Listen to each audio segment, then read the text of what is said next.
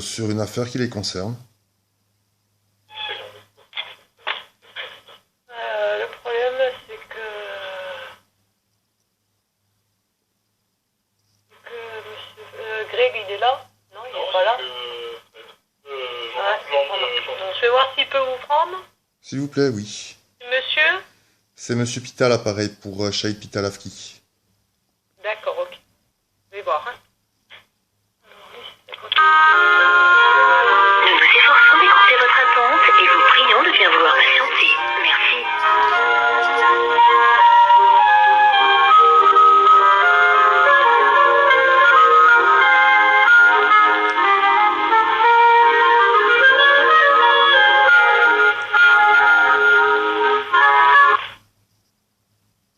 Allô? Oui, bonjour monsieur, c'est Oui, Carlos Pita monsieur Pita, l'appareil. bonjour. Alors, ne quittez pas, quelques instants, je consulte votre dossier. Merci beaucoup.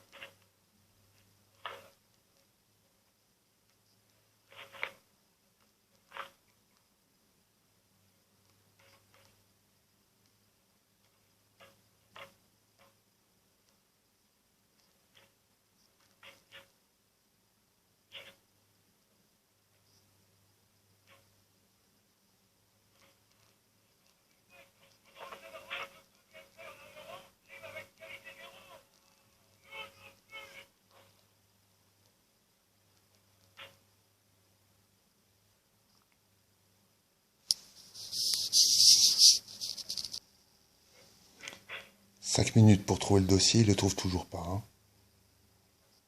Ça fait peur. Oui, allô? Oui? Oui, écoutez, je suis désolé, monsieur, j'ai pas retrouvé votre dossier. Alors, je sais pas, ça doit être parce que je suis tout seul au service aujourd'hui, ça doit être les collègues qui sont en charge de votre dossier. Moi, je peux pas vous répondre aujourd'hui. Ok, il n'y a pas de souci. Ouais, vous m'aviez dit, je sais pas si c'était avec vous, j'avais parlé de téléphoner lundi. Oui, c'est moi que vous avez eu en ligne, là. D'accord. Donc, bon, je sais que vous avez un contentieux avec votre ex-amie, Madame Lavki Samira, Hein? Vous choisissez. J'avais recherché les archives. Hein? Vous avez été vous avez été poursuivi pour des violences sur elle. Hein? Vous vous rappelez? C'est tout ce que vous retenez du dossier? Parce que moi, je retiens plus des agressions sexuelles, des mauvais traitements et des non-présentations d'enfants multiples. Mais moi, je retiens surtout de vos services que j'ai essayé de porter plainte 4 fois et que la première fois, on m'a dit que je faisais ça pour faire chier le monde. La deuxième fois, que mon fils ne parlait pas parce qu'il avait 3 ans. Ça ressemble un petit peu à du harcèlement, hein, quand même, monsieur. Pardon? Ça ressemble un petit peu à du harcèlement. Quel harcèlement? Contre votre ex-amie. Quel harcèlement je fais contre elle? Vous dites quoi, là? Pardon? Oui, moi je vous dis ce que je pense, monsieur.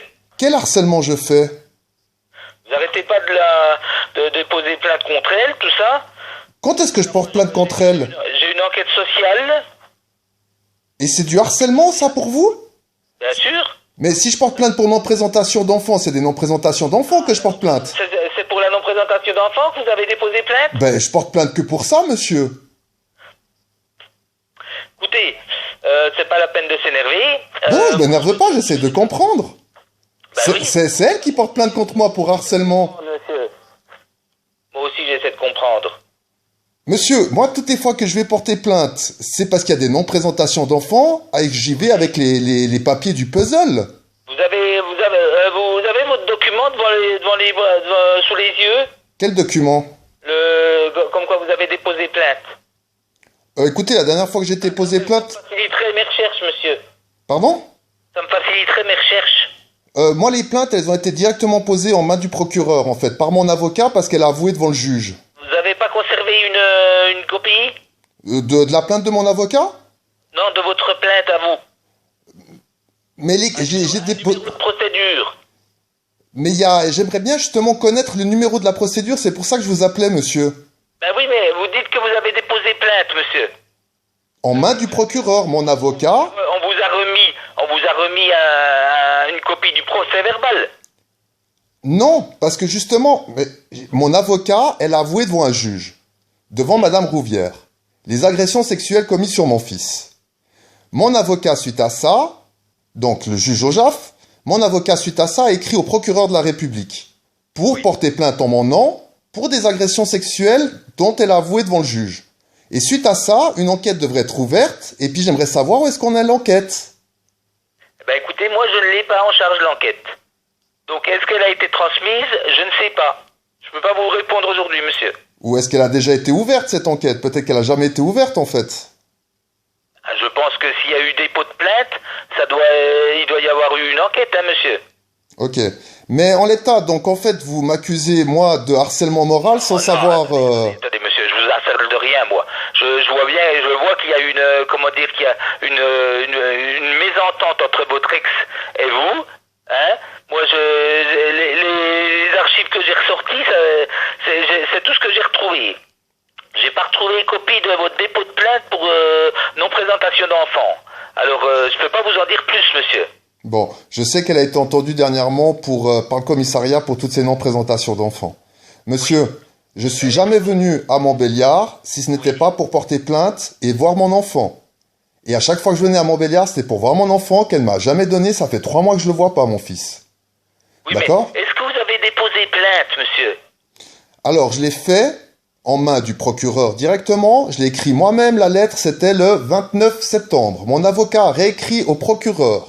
Après les aveux de Samira Lafki qui ont été le 13 octobre, il lui a écrit le 19 novembre. Et depuis, on n'a plus de nouvelles. Moi, la seule chose que je sais, c'est que d'après les aveux qu'elle a fait, mes enfants sont toujours avec leur agresseur.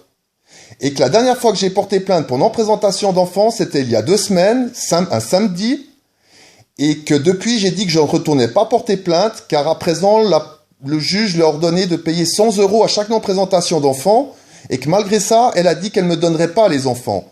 Mais la pension, c'est moi qui la paye. Donc en l'état, je vois pas mes enfants, et en plus, je paye l'État français à cause de ça. Donc j'ai dit que j'arrêtais de porter plainte. Ça ne sert à rien.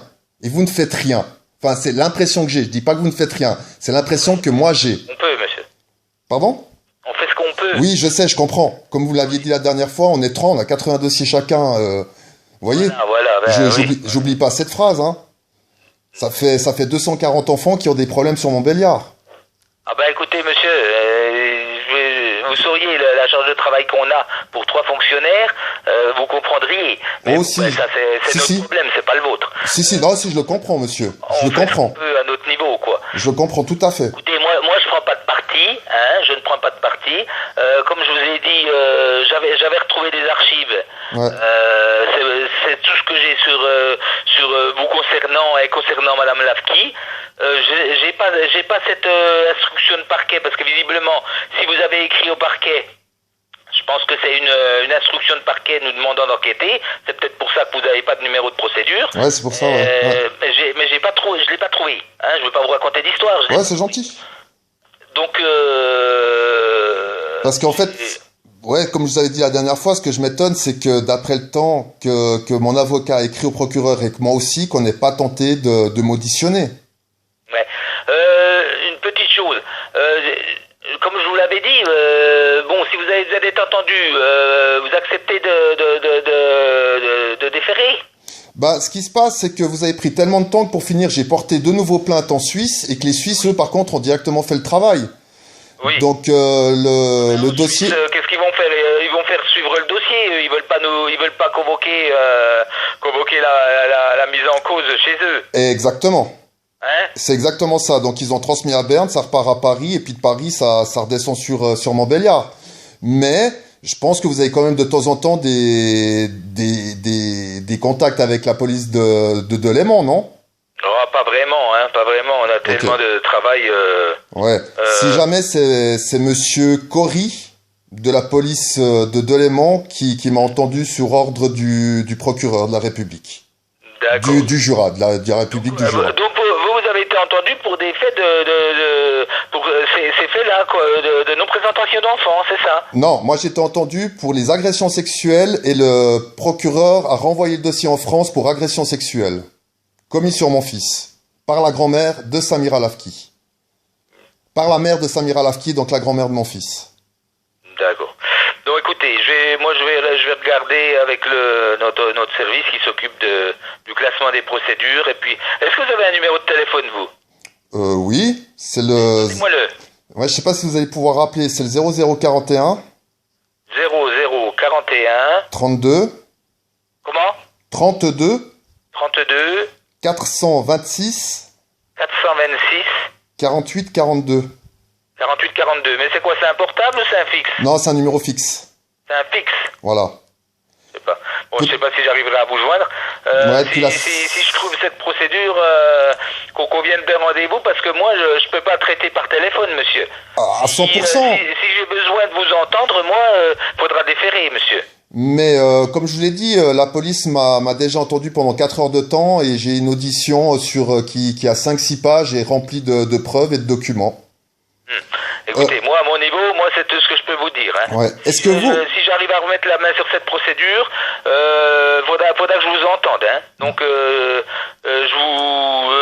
vous convoque par courrier, mais il faudra déférer, monsieur. Ouais, ça va être un petit peu difficile parce que je risque de faire 10 mois de prison et que j'ai plus vraiment confiance en vous. Mais si vous pourriez parler avec le procureur... Monsieur, pourquoi vous dites que vous voulez faire 10 mois de prison? Parce que Samira Lavki porte tellement plainte contre moi pour tout et pour rien. Ouais.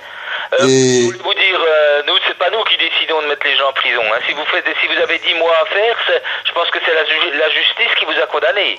C'est pas la police. Ouais, en sursis, mais le sursis peut tomber très vite en France, apparemment. Surtout quand on ramène des preuves. S'il y a réitération des faits, oui, le sursis peut tomber, oui.